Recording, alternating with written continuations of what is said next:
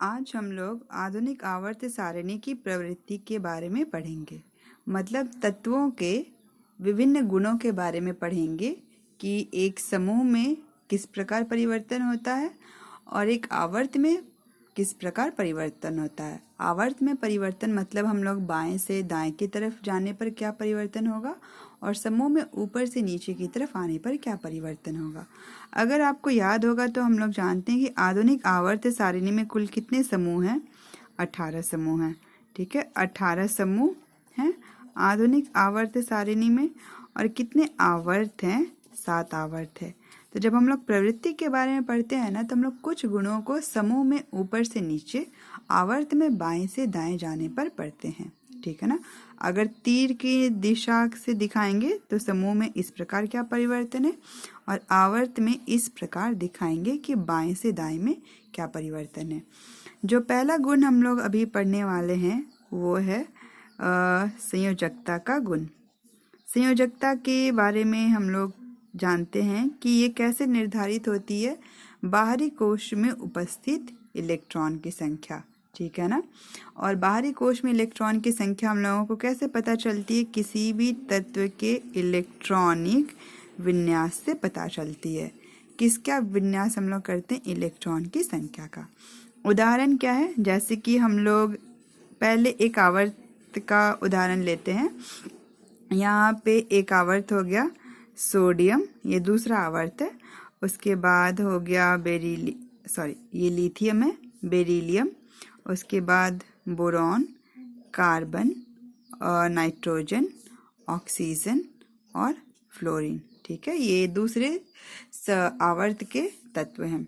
अगर हम लिथियम की परमाणु संख्या देखें ना, ये 3, 4, 5, 6, 7, 8, 9 विन्यास करें तो बाहरी इलेक्ट्रॉन की संख्या 1 होगी, यहाँ पे 2, 3, यहाँ 4, 5, 6 और 7। अब देखो बाहरी कोश में जो इलेक्ट्रॉन की संख्या है ना 1, वो बढ़ी है, 2 ये संख्या बढ़ी है और ये संख्या लगातार फ्लोरीन तक बढ़ते गई है। लिथियम से शुरू होकर फ्लोरीन तक बढ़ी है, यानी कि बाएं से दाएं जाने पर बढ़ी है। तो हम लोग कहते हैं कि एक आवर्त में संयोजकता में वृद्धि होती है। जो संयोजकता इलेक्ट्रॉन है ना, उनकी संख्या में वृद्धि होती है। यहाँ से कैसे? ये दूसरे आवर्त में कैसे हम लोग जा रहे हैं? बाएं तरफ से। बाएं से हम लोग कहाँ जा रहे हैं? दाईं तरफ जा रहे हैं, तो वृद्धि हो रही है। समूह की बात करें, हम लोग यहीं पे एक उदाहरण लेते हैं। अगर समूह की बात करते हैं तो जैसे कि पहला हो गया लिथियम, ये पहले समूह का है। उसके बाद है सोडियम, पोटेशियम। ठीक है, यही तीनों की भी बात करते हैं। लिथियम का अगर विन्यास करें तो बाहर में 1 इलेक्ट्रॉन, सोडियम का भी विन्यास करें तो बाहर में 1 इलेक्ट्रॉन, पोटेशियम का भी इलेक्ट्रॉनिक विन्यास करें तो 1 इलेक्ट्रॉन। तो एक समूह में हम लोग क्या देख रहे हैं? इलेक्ट्रॉन की संख्या समान है। तो एक समूह में अगर हम ऊपर से नीचे आए तो इलेक्ट्रॉन की संख्या समान होती है, यानी कि इनकी संयोजकता समान है। जबकि आवर्त में क्या है? यही संख्या जो है ना संयोजकता, उसमें वृद्धि होती है। ठीक है, एक और हम लोग उदाहरण लेते हैं। हम लोग दूसरे समूह का उदाहरण ले लेते हैं। उसमें एक तत्व है बेरिलियम, उसके बाद दूसरा तत्व मैग्नीशियम और कैल्शियम। परमाणु संख्या 4, 12, 20। इलेक्ट्रॉनिक विन्यास करेंगे तो बाहर में 2 इलेक्ट्रॉन, इसके भी 2 इलेक्ट्रॉन। तो यहाँ पे भी हम लोगों को क्या पता चल रहा है कि अगर हम लोग समूह में जाएं, ठीक है ना, ये पहला समूह है और ये दूसरा समूह में अगर हम ऊपर से नीचे जाते हैं तो इलेक्ट्रॉन की संख्या समान रहती है। इसका मतलब कि संयोजकता जो है वो किसी भी समूह में क्या होती है? समान होती है। पहले समूह की संयोजकता सारे तत्वों की समान, दूसरे समूह में जितने तत्व हैं सबकी संयोजकता समान है। अगला जो गुण है हम लोग पढ़ेंगे प्रवृत्ति के बारे में दूसरे नंबर पर, वो है किसी भी तत्व के साइज। अब एक तत्व के हम लोग एक पार्टिकल, एक परमाणु के बारे में पढ़ते हैं तो हम लोग क्या पढ़ते हैं? परमाणु साइज। और परमाणु साइज के बारे में हम लोग को त्रिज्या से पता चलता है परमाणु की, और इस त्रिज्या को हम लोग पीकोमीटर में मापते हैं, पी से पीकोमीटर। ठीक है ना।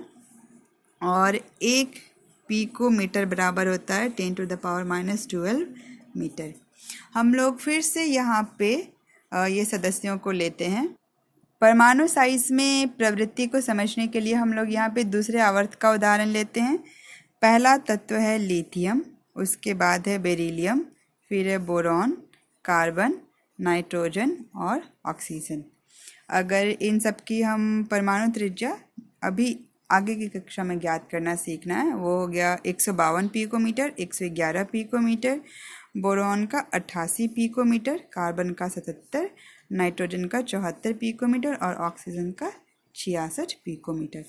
तो ये जो हम लोग बाएं से दाएं गए एक आवर्त में, और ये भी यहाँ पे दूसरा आवर्त ही है, ये सेकेंड पीरियड कहेंगे, इंग्लिश में पीरियड कहेंगे और हिंदी में क्या हो गया, आवर्त। ठीक है, तो जो सेकेंड पीरियड है आवर्त, उसमें बाएं से दाएं जाने पे देखो ये सारी संख्याएं घटती गई हैं ना, तो जो परमाणु साइज है वो बाएं से दाएं एक आवर्त में क्या होता है, वो घटता है।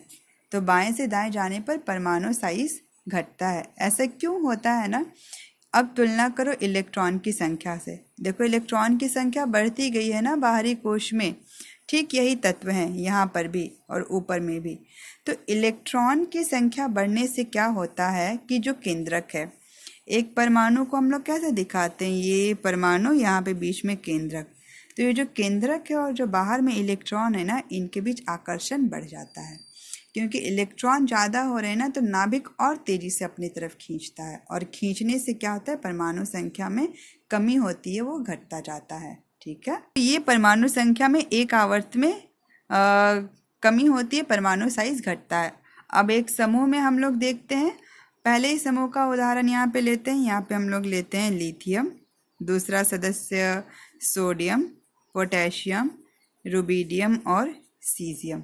ठीक है, लिथियम का तो ऊपर से मिल जाएगा 152 पिकोमीटर, सोडियम का 186 होता है, पोटेशियम का 231, रुबिडियम का 244 और सीजियम का होता है 262 पिकोमीटर। यहाँ पे देखो क्या हो रहा है, हम लोग समूह की बात कर रहे हैं, लिखा मैंने ऐसे है, लेकिन ये कौन सा समूह है, ये है हमारा पहला समूह। हम लोग समूह को ग्रुप भी बोलते हैं, पहला ग्रुप है। ठीक है, अब देखो पहले ग्रुप में ऊपर से नीचे गए, सबसे ऊपर में लिथियम, सबसे नीचे में सोडियम। तो यहाँ पे समूह में जाने पर क्या हो रहा है, अगर हम लोग समूह में परमाणु साइज की बात करें तो समूह में क्या होती है, वृद्धि होती है। क्यों वृद्धि होती है, क्योंकि हर एक बार एक नया कोश जुड़ता है। अब ये कैसे समझोगी, देखो लिथियम का परमाणु संख्या 3 है ना, तो इलेक्ट्रॉनिक विन्यास 2 1 हो गया। उसी तरह सोडियम की परमाणु संख्या कितनी है, 11, इलेक्ट्रॉनिक विन्यास करेंगे तो 2 8 और 1।